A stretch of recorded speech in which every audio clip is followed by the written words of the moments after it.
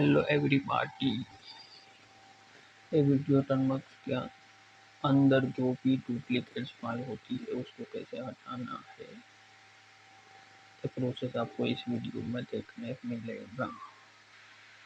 और स्क्रिप्ट कैसे बनाना है, वो टर्मक्स में चलाना है, ये सब मिलेगा देखने आपको। तो चैनल को सब्सक्राइब कर लीजिए, फिर